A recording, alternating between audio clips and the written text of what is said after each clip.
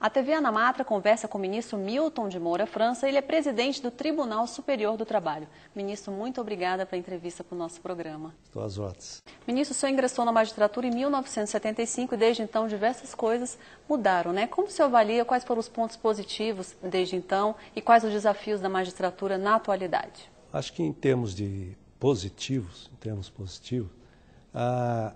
foi a criação de tribunais praticamente em todo o país, com abrangência em todo o país. Porque onde não havia tribunal regional, a jurisdição trabalhista era exercida pela justiça comum. E a justiça comum normalmente não é muito afeta à área trabalhista.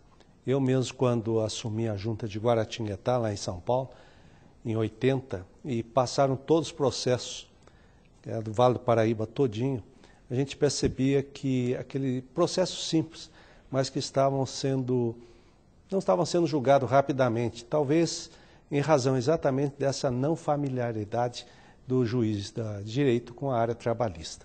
Depois nós tivemos a extinção da representação classista, que teve a sua razão de ser até então, depois já não havia razão, porque o direito do trabalho evoluiu, e evoluiu muito. Então exige realmente uma técnica daquele que aplica a legislação trabalhista e que tem também reflexo da área administrativa, da área fiscal, da área civil, e isto me parece que não era compatível com a representação classista. A Justiça do Trabalho, ela trabalha com dois fatores fundamentais, que são o homem e o capital. São esses dois que, em grande parte, fazem o desenvolvimento econômico deste país e que, portanto, deve ter o seu reconhecimento muito mais nítido do que até então tem sido feito. A minha preocupação aqui no Tribunal Superior do Trabalho é exatamente isto, viabilizar cada vez mais o que é a Justiça do Trabalho. Por que a Justiça do Trabalho? E dentro do contexto do judiciário, qual a sua importância? No contexto da sociedade, qual a importância?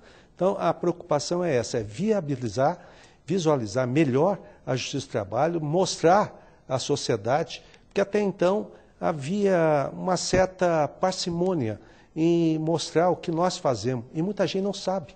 Ainda temos colegas de outras áreas da magistratura, do próprio Ministério Público, estadual, federal, que acham que a Justiça do Trabalho apenas julga questões entre empregado e empregador, o chamado contrato subordinado, mas não.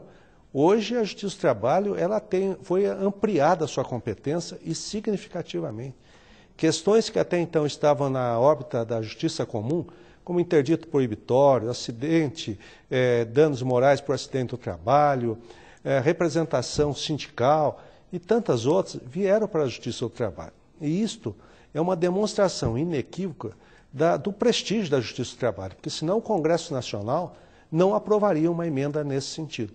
Então eu creio que está havendo maior sensibilidade e conhecimento, isto é importante, conhecimento do que é a Justiça do Trabalho no contexto do Judiciário Trabalhista brasileiro.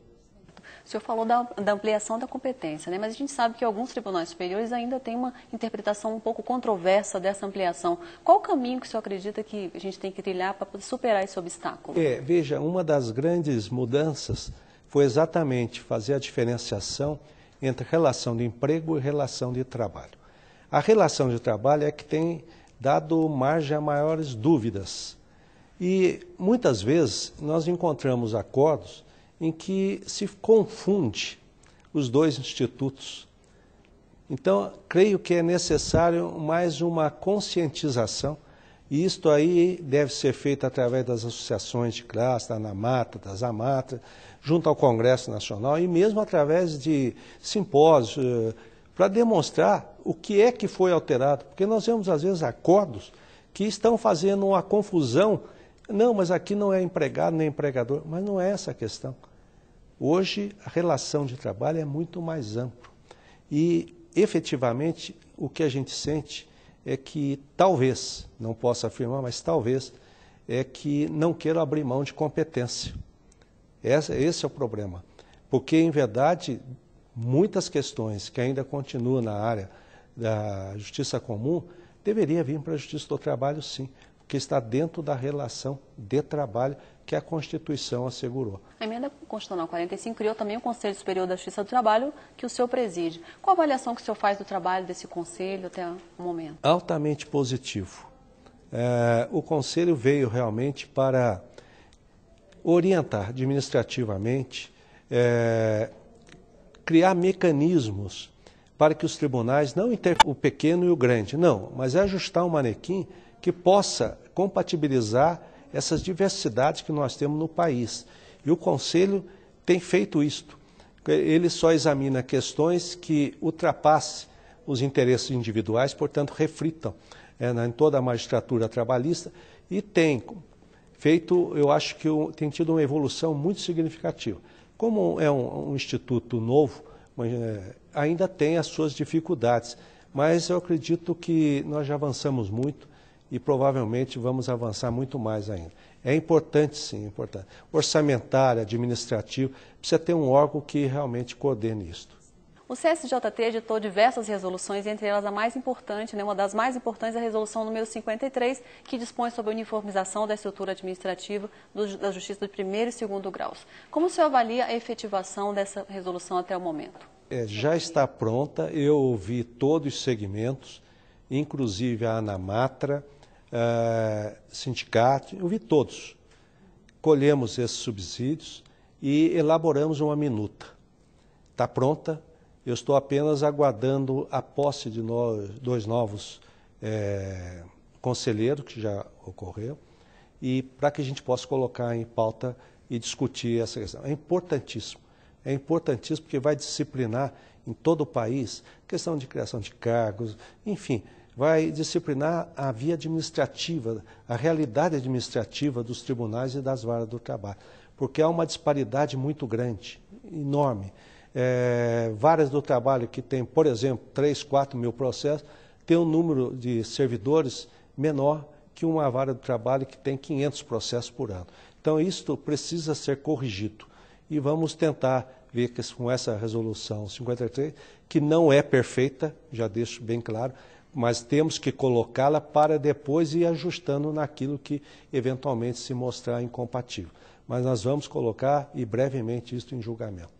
Então, eu queria falar agora um pouco da questão orçamentária. A gente sabe que a Justiça do Trabalho, comparado com outros ramos, sempre teve um pouco de dificuldade de obtenção desses recursos. Como que o senhor pretende combater esse problema, tentar um pouco mais de igualdade? A questão eu não vejo sobre esse enfoque. Acontece que nós somos extraordinariamente grandes. A Justiça do Trabalho, o número de servidores, o número de varas, enfim, é um universo muito grande. Daí, às vezes, aparentemente ocorre que há uma discriminação em relação à verba orçamentária, mas não é. É que, em verdade, é muito mais fácil eu cuidar de uma justiça menor e pouca coisa representa muito, do que muito representa pouco para quem é enorme, como é a Justiça do Trabalho.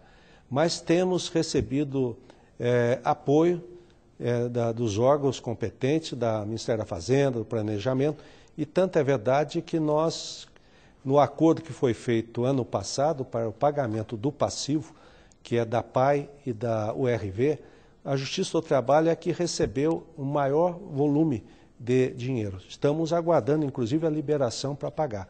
Mas, às vezes, faz a comparação e a comparação é equivocada. Por que é equivocada?